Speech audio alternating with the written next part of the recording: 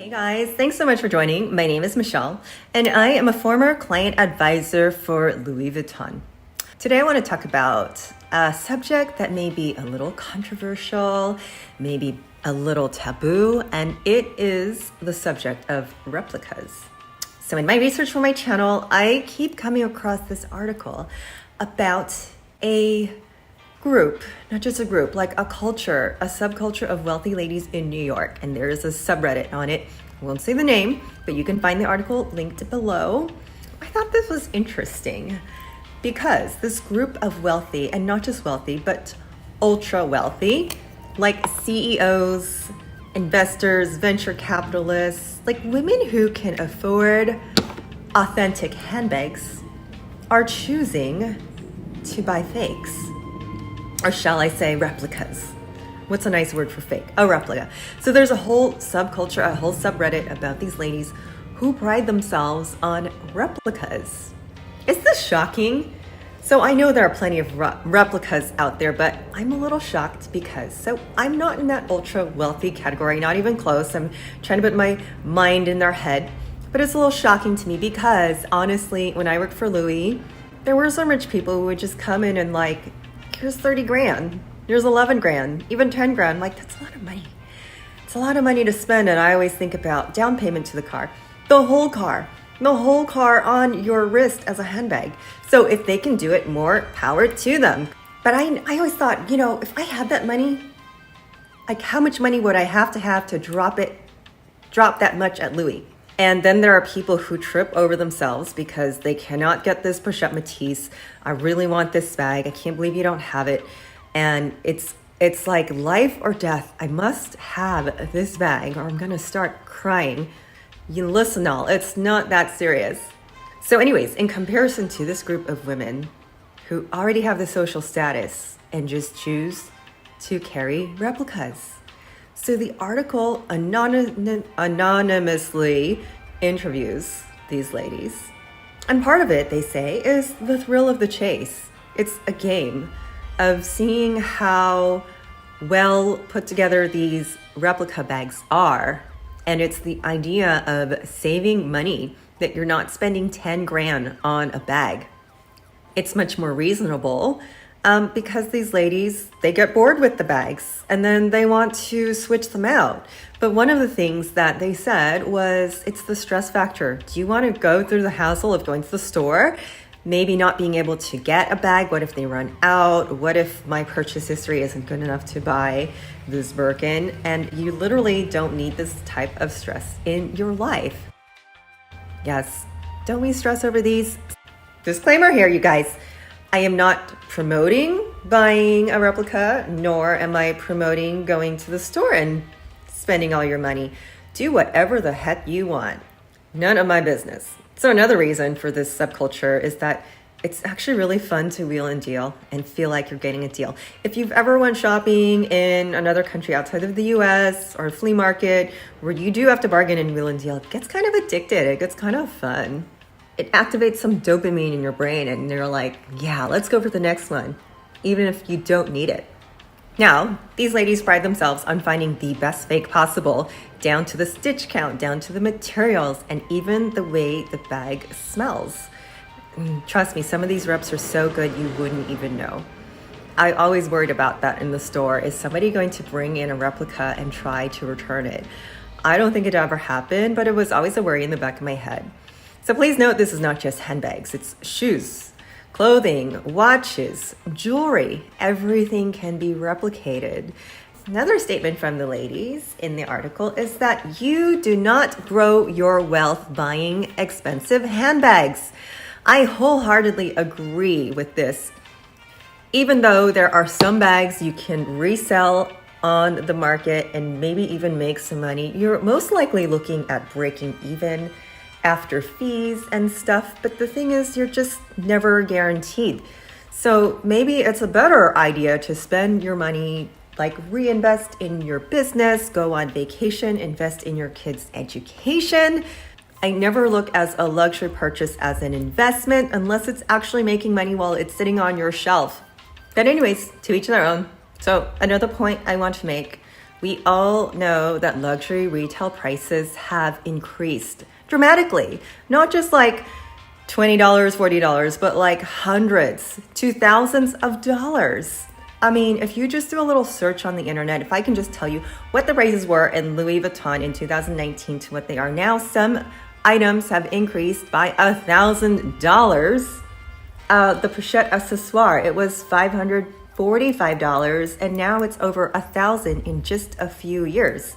So you know what those luxury retailers are doing? They are screwing the consumer. This is why I started my channel, you guys. Everybody was thinking, oh, the quality is going to go up because the price is going to go up. The salesperson is going to get paid more. And none of that is true, if anything, because they're making more product for the demand. Aren't we seeing the qualities of these bags almost decline, or just not what we expect for the money that we are going to pay? And if you've seen my previous videos where I've reported to you, commissions for the sales associates, at least for Vuitton, are being cut. They were cut during the pandemic. And guess what? Bernard Arnault, the richest man in the world who owns LVMH, made a killing during the pandemic. So there's no reason he needs to raise the prices for you guys. No reason. Wouldn't you want to kind of stick it to the man like, I am not going to buy your product, but I'm going to buy a fake? So anyhow, one question you might be asking, repercussions. Is there any repercussions for holding, buying, or selling a fake? The answer is not really. You can easily claim that you did not know your bag was not authentic. And it's very difficult from these other countries to find the perpetrators deep in the middle of China somewhere. So it is hard to persecute. If no one knows you're holding a fake bag and there are no repercussions, I mean... Now I'm going to address some of the different theories about where these bags come from and why there are so many replicas out there. Now, these are things that I'm asked in the comments section, and I'm going to give you a 1, 2, 3 and listen to it, because these are things people will tell you to try to get you to buy a replica bag. Like if you're shopping on Canal Street and someone is saying, no, this is real, this is real. I'm going to tell you the reasons. They're going to tell you it's real and why to not believe them. So the first excuse is these are factory extras.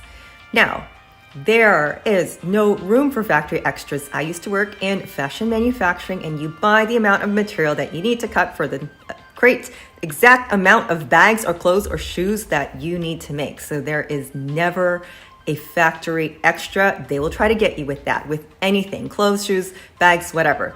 The other theory is that the fashion house is actually in on it and they own the replica factory. So they are making money both ways. Okay, y'all, it takes a lot to just pop up and make a factory. So if you're already making money from the authentic bag, really, ain't nobody got time for that. So that theory is out of the question too. Now, the third thing that has been told is that unused materials are sold on the secondary market, so they can take these authentic Coach materials, authentic Louis materials, and just make a bag. So it's it's not a Louis, but it's the materials of. So these are the types of things that counterfeiters will tell you to try to buy something, like if you're on Canal Street or in the alleys of LA. So do not be fooled, because none of that is true. How these counterfeits are so good, because what these falsy makers do is they go out and they buy the actual bag ASAP, as soon as possible, and they rip it apart and copy the pattern, copy the stitches exactly. So please do not be shocked, because everybody does this everywhere, from Shane to Fashion Nova to big brands. Everyone does this. Look at brands like Rebecca Minkoff and Kurt Geiger. You must believe they're buying all the competitors' bags from top to bottom, because some of their bags are inspired by Chanel and Dior. Okay, so some of you with ethical questions like, oh my God, I can't believe it. It's so bad for the brand. I'm losing sleep because Louis Vuitton is losing money. No, they're not. No, I just mentioned Bernard Arnault. He's the third richest man in the world. Behind Jeff Bezos, who's second richest man, owner of Amazon. So he is not losing any sleep. In fact, like I said, he is just getting richer and richer. You know, I've already stated in a previous video, the salespeople at Vuitton get less than 1% commission. It's like 0.1 commission that they get on these monogram bags. So it's all going to the guy upstairs. But look, I went to the mall, and every time I go to the mall, there's a line out the door for Vuitton, and now Chanel, and now Hermes. So ain't nobody hurting. Now, the monogram print is the most copied print in the world. So having said that, you know, think about if you went and bought an authentic bag for $2,000, but if you also bought a fake for $200, Louis Vuitton is still getting this free advertisement of carrying around their logo, whether it's real or fake. It makes people want to buy it, but it also dilutes the brand exclusivity because now more people than they expected to have it have the bag. Not only that, but not all replicas are made equal. So I've seen some janky replicas, okay? So I can only imagine if someone took my logo and put it on a bag and it was just like not to my standards, I'd be like, that is not mine. So I get it, but overall they're still getting free advertising. In fact, do you know, this is a story from Gucci that they did not mind replicas at all. They did not own the replica factories, but they also did not put a stop to replicas because they knew, like, if people are copying us, it's just going to make people want Gucci even more. So, you know, let me just ask you, do you want to go through the journey of buying a million things before you get offered your Birkin? Or do you just want to go to like a third-party seller and just like cut the nonsense? Here's the money, I want my Birkin. Or as do, oh, I said it, or as these ladies do, here's the money, just give me something that looks like a Birkin and no one will ever know. Last thing, I suppose, an ethical question. Now, all that being said, I'm really, really curious from you guys.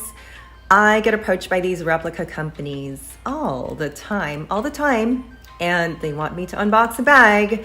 Now, I've always been on the fence. I don't know how people will react to that because I don't promote. I talk about a brand, but I don't promote.